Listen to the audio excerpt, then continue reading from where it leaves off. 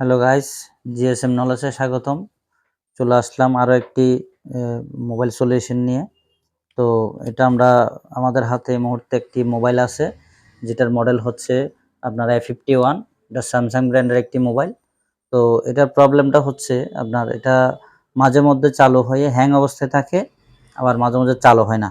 তো আমরা এই কাজটা স্টেপ বাই স্টেপ কীভাবে করতে পারি, এই জিনিসগুলো নিয়ে আমরা আজকে আপনাদের সাথে শেয়ার করব। এটা আমরা প্রথমে মানে চার্জিংয়ে লাগাই, যে কোনো অ্যাম্পিয়ার টানে কিনা আমরা একটু দেখি। আমাদের এখানে কোনো ধরনের অ্যাম্পিয়ার নিচ্ছে না। তো আসলে এই ধরনের মোবাইলগুলোতে আমরা বিগত দিনে যে কাজগুলো করছি, ওই কাজের অভিজ্ঞতা থেকে আমরা বলতে পারি এটা আপনার স্যামসাং ব্র্যান্ডের সিপিইউ জনিত একটা মোবাইল। ওইগুলোর থেকে ডুয়েল ডেকার থেকে এই সমস্যা, মানে র্যামের সিপিইউর কানেক্টিভিটিটা না হওয়ার কারণে এই ধরনের সমস্যাগুলো হয়ে থাকে। বিগত দিনে এই ধরনের অনেক কাজ করছি। তো যার কারণে ওই অভিজ্ঞতা থেকে সরাসরি আমরা কোনো ট্রেসিং পলিসি অ্যাপ্লাই না করে আমরা সরাসরি সিপিইউ রিবলিংয়ে চলে যাব। তো আশা করা যায় সিপিইউটা রিভলভ করার পরে আমাদের সেটটা সম্পূর্ণভাবে চালু হওয়ার সম্ভাবনা আছে। তো দেখা যাক, আপনাদের সাথে আমরা এই বিষয়গুলো মানে স্টেপ বাই স্টেপ দেখাবো যে কিভাবে আমাদের সিপিইউটা রিভলভ করতে হবে। দেখেন, যে আমরা যদি একটু দেখাই, ইতিমধ্যে আমাদের এখানে স্টিল শিলগুলো অনেকে খুলছে। তো খোলার পরে এগুলো আরও অন্য অন্য দোকানে দেখানো হয়েছিল। তো এখানেও দেখেন আপনার সিপিইউ থেকে কোনো প্রকার স্টিল শিল নাই। তো এটা আগে হয়তো অন্য কোনো দোকানে দেখাইছিল। তো তারা কি কারণে ফেরত দিচ্ছে বা করে নাই, সেটা আসলে সঠিক জানা নাই। আমরা এখন চেষ্টা করব যেটা সিপিইউটা, যেহেতু ডাবল ডেকার, আপনারা দেখতে পাচ্ছেন ডাবল ডেকার, এই যে একটার উপর একটা লাগানো। আমরা যদি একটু একটু একটু এদিকে এসে দেখাই, তাহলে এটা একটার উপর একটা লাগানো। এই যে দেখেন, এই যে ডাবল ডেকার। আর এটা হচ্ছে স্যামসাং ব্র্যান্ডের একটি আপনার র্যাম উপরে, যেহেতু সিপিইউটা হলে আমরা কোয়ালকম বা মিডিয়াটেক বা এক্সিনোস অথবা স্যামসাং দেখতাম, যেহেতু উপরে র্যামটা আছে সেজন্য আমাদের এখানে কোনো ওই ধরনের নাম দেখা যাচ্ছে না।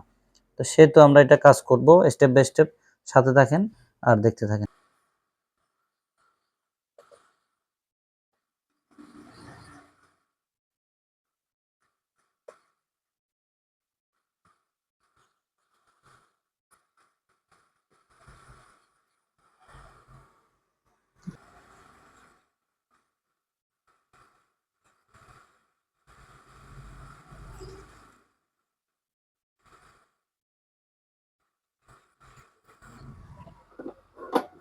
আমরা আমাদের সিপিইউটা খুলে নিলাম।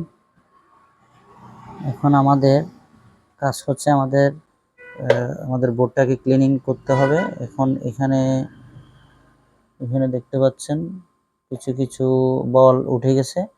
তো এখানে ভয় পাওয়ার কোনো কারণ নাই, কারণ এই ধরনের এক্সিনোস বা স্যামসাং কোম্পানির সিপিইউতে অনেকগুলো এনসি লাইন থাকে, যেগুলো আপনার এমনিতে উঠে যায়। এই জিনিসগুলো আপনার আর কোনো প্রবলেম করে না এগুলো পরবর্তীতে, এই জিনিসগুলো।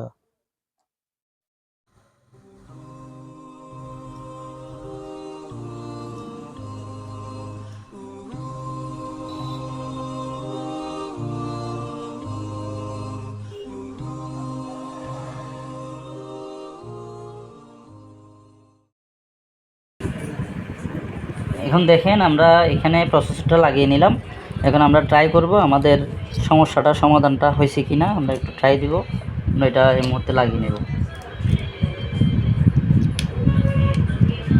এখন আমাদের এখানে কিন্তু চার্জিংয়ের একটা বিভাস লাইনের একটা জাম্পারিং ছিল, আমাদের রেবনটার প্রবলেম ছিল। তো এটার কারণে আমরা চার্জিংটা ট্রাই করব না, আমরা সরাসরি সেটটাকে চালু করার চেষ্টা করব।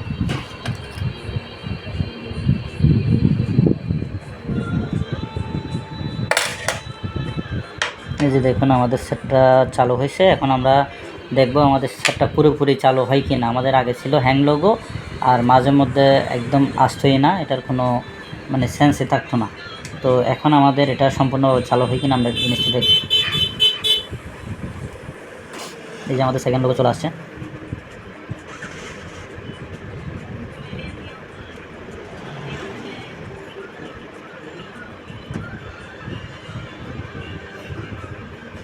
এই যে দেখুন, আমাদের সেটটা সম্পূর্ণরূপে চালু হয়ে গেছে।